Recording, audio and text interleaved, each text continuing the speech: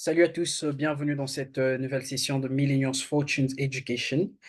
Georges ici encore une fois et aujourd'hui lundi le 10 juin 2024 et bien évidemment nous allons faire une analyse du calendrier économique. Enfin, on va jeter un coup d'œil sur le calendrier économique pour voir quelles sont ces annonces, excusez-moi, quelles sont ces annonces qui nous attendent le long de la semaine, quelles sont ces paires qui seront, ou je dirais d'ailleurs ces devises qui seront affectées par ces différentes annonces. Et juste après, nous allons transitionner sur notre MetaTrader pour voir, bien évidemment, c'est quoi ces étapes que nous avons sur différentes paires.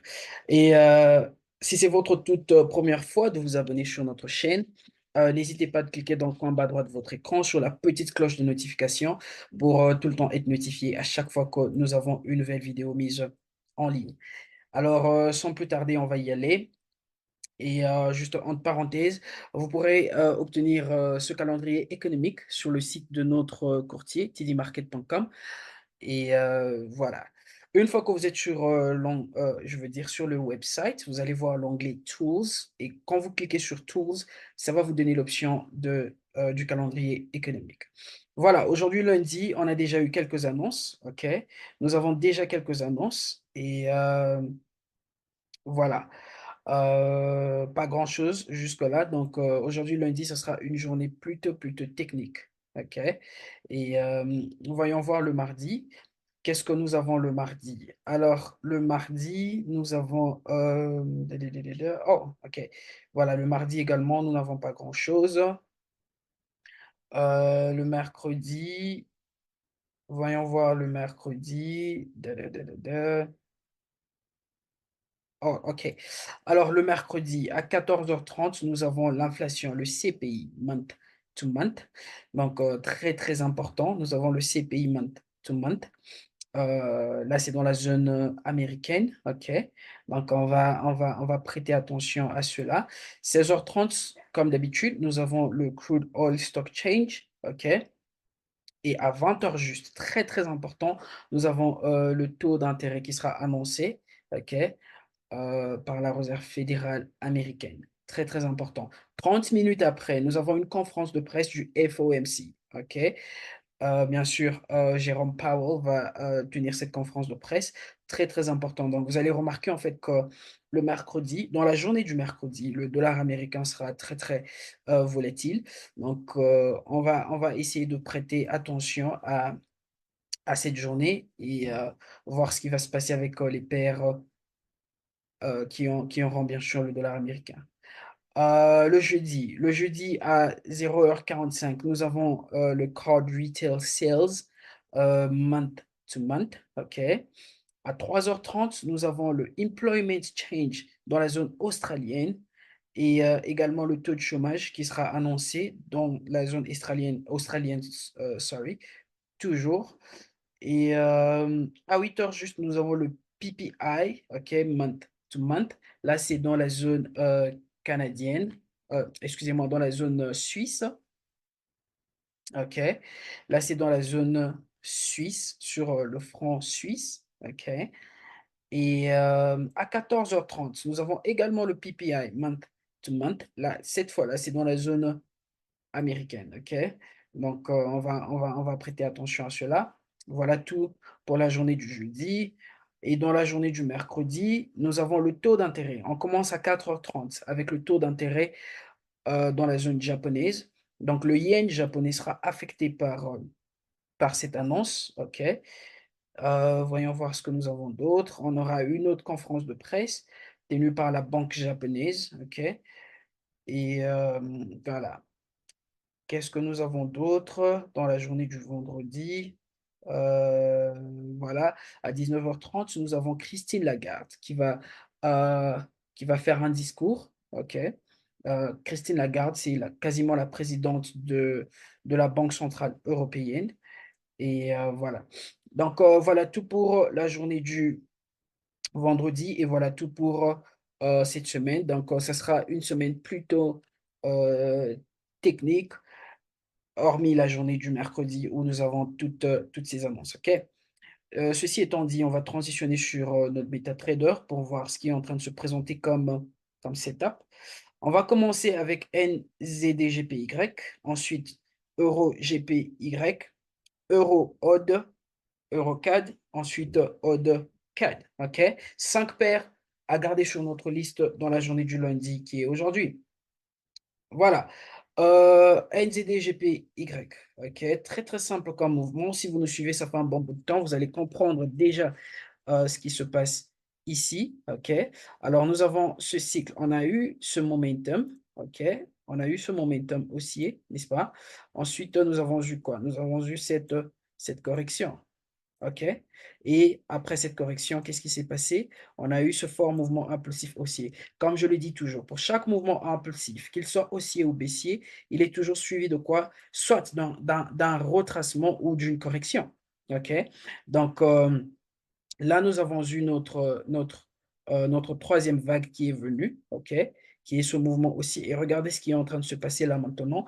Nous sommes en train d'avoir un triangle qui s'expand comme correction. Alors, on va attendre bien sûr que la correction finisse. OK? On va attendre à voir ce mouvement baissier. Ce mouvement baissier doit absolument nous donner un bas plus bas que ce point-là. OK? Avant bien sûr d'anticiper un achat. Et bien sûr, on remarque en fait que cette zone coïncide avec notre zone majeure de support. OK? C'est une zone majeure de support. Je vais faire ceci. Je vais quasiment extendre. Voilà, vous allez voir que c'est quasiment une zone assez majeure de support. Et voilà. Donc, on attend que le prix nous donne ce petit mouvement baissier, n'est-ce pas, qui va nous créer un nouveau bas avant d'anticiper quoi? Avant d'anticiper un achat. OK? Voilà avec NZD-GPY. Ensuite, nous avons Euro-GPY. Qu'est-ce qui va se passer avec Euro-GPY? On a eu ce mouvement haussier là. OK? On a eu notre première vague dans la correction, notre seconde vague, et nous attendons cette fois-là cette troisième vague qui va venir tester également cette zone de support. OK? Jusque-là, le prix n'est pas encore prêt. OK? Le prix, il n'est pas encore prêt. On va voir ce mouvement revenir, briser ce bas-là, nous donner un nouveau bas, et cette fois-là, nous allons faire quoi? Nous allons anticiper un achat. OK? Donc, très, très simple comme mouvement sur Euro-GPY. Nous avons cette correction qui est encore en train de se développer. OK? Ensuite, nous avons Euro-OD. Qu'est-ce qui se passe avec Euro-OD? Voilà. Alors, ça fait un bon bout de temps que nous suivons cette paire. Tout ceci nous avait donné quoi? Ça nous avait donné une correction, OK? La correction de ce mouvement baissier. La correction de ce mouvement baissier. OK? Mais vous allez remarquer en fait que dans ce mouvement baissier, nous sommes en train d'avoir un cycle. On a eu ce mouvement haussier là. Nous avons eu cette correction et un autre mouvement haussier qui est venu. Et cette fois-là, il est en train de nous donner un triangle qui s'expand comme correction. OK? Alors, qu'est-ce que ça nous indique?